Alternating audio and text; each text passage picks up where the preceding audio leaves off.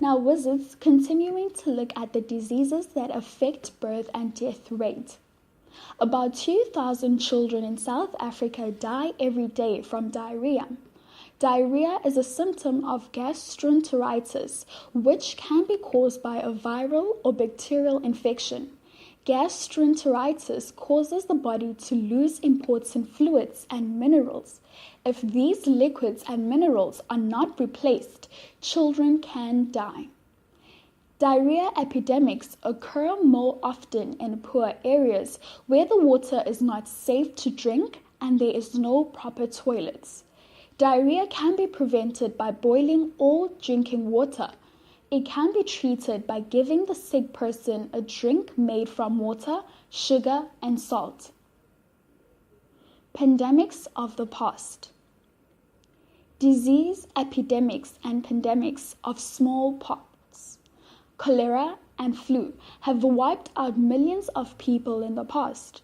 The most serious pandemic in history was a disease called the Black Death that swept across Europe in the 1350s. Now, wizards, let's continue to look at what the Black Death in Europe is. The real name for the Black Death is bubonic plague. Bubonic plague was spread by fleas that lived on rats. People infected with bubonic plague got sores all over their bodies.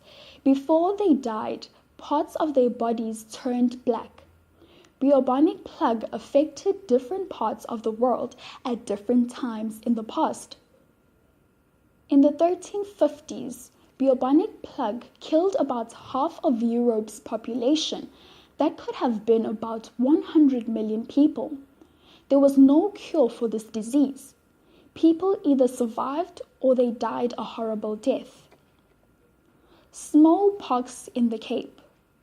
Wizards, in 1713, a ship arrived in Cape Town containing sheets infected with the disease, smallpox. Nobody knew the sheets were contained smallpox.